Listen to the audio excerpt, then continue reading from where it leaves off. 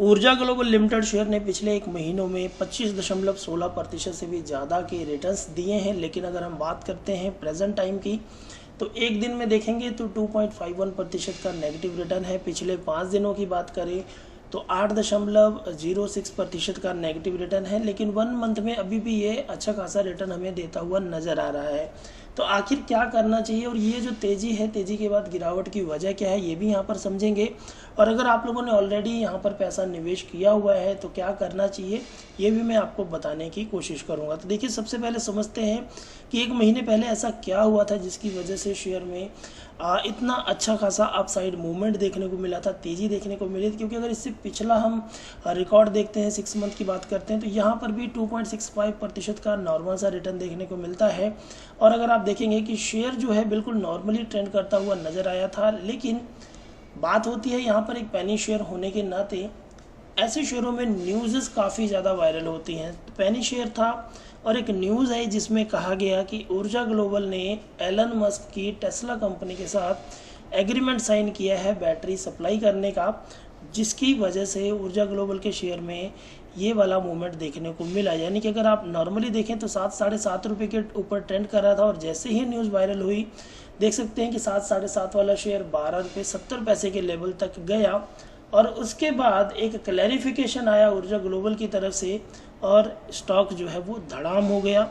और इस upside movement का फ़ायदा ब्रोकर्स ने काफ़ी ज़्यादा उठाया, ऑपरेटर्स ने काफ़ी ज़्यादा उठाया।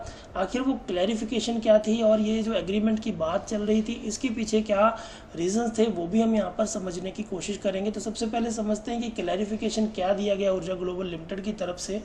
दोस्तों, जैसे ही ये न्यूज़ वायरल हुई कि ऊर्जा global has signed A deal with Tesla power USA, यानी कि इसके साथ टेस्ला का नाम जुड़ा हुआ था, तो लोगों को और इन्वेस्टर्स को ये लगा कि एलन मस्क की टेस्ला है। और इसके बाद यहाँ पर बम्पर तेज़ी देखने को मिली। लेकिन 13 जून को एक क्लैरिफिकेशन आता है और ये क्लैरिफिकेशन विजय केडिया के द्वारा किया जाता है एक ट्वीट के माध्यम से, जिसमें कहा गया कि after a tweet bye Vijay Kedia and media report clarified that the Tesla that signed agreement with Urja Global not actual the Elon Musk Tesla investors booked profit and counter and sold it। यहाँ पर कहा गया कि जो ऊर्जा global के साथ जिस कंपनी की डील हुई जिसका नाम टेस्ला पावर एग्रीमेंट है, वो एलन मस्क की टेस्ला नहीं है, वो किसी और पर्सन की टेस्ला है।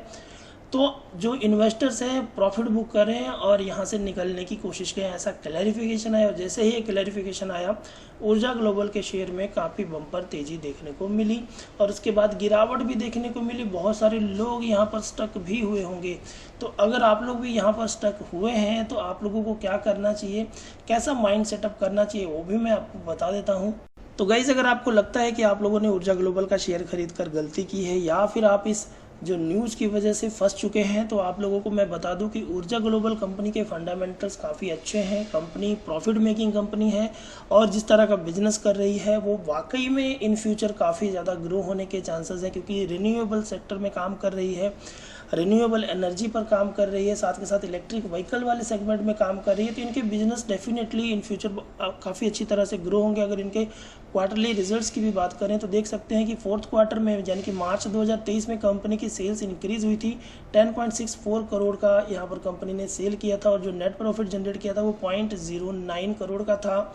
अगर इनके ईयर ऑन ईयर बेसिस की बात की जाए तो कंपनी ने साल 2023 में आप देखेंगे कि 1.53 करोड़ का नेट प्रॉफिट जनरेट किया। अगर उससे पहले की बात करें यानी कि मार्च 2022 की, तो यहाँ पर 0.77 करोड़ का नेट प्रॉफिट जनरेट किया था। यानी कि अप्रॉक्सीमेट प्रॉफिट को डबल किया कंपनी ने एक साल के अंदर अंदर। और अगर इनके बैलेंस शीट्स की बात की जाए तो कंपनी के पास रिजर्व काफ़ी अच्छा खासा देखने को मिलता है। हर एक ईयर में आप देखेंगे कि कंपनी जो है वो 100+ करोड़ के रेशो के साथ यहाँ पर रिजर्व मेंटेन कर रही है। साथ के साथ अगर इनके शेयर होल्डिंग पैटर्न की बात की जाए तो ये भी काफ़ी अच्छा खासा है। लेकिन यहाँ पर एक थोड़ा सा कंफ्यूज करने वाला पॉइंट ये है कि कंपनी ने हर एक क्वार्टर में अपनी जो होल्डिंग है वो कम की है। यानी कि अगर 3rd क्वार्टर की बात करें तो 30.18% का स्टेक प्रमोटर के पास था, जो कि घटकर 4th क्वार्टर में 28.65 करोड़ का परसेंट का देखने को मिलता है। लेकिन देखना ये रहेगा कि जो इस साल का पहले क्वार्टर का रिजल्ट आता है उसमें कंपनी प्रमोटर होल्डिंग कितनी मेंटेन करके रखती है और साथ के साथ कंपनी की सेल्स कैसी होने वाली है। तो कुल मिला के दोस्तों as a penny stocks treat करके अगर आप लोगों ने निवेश किया है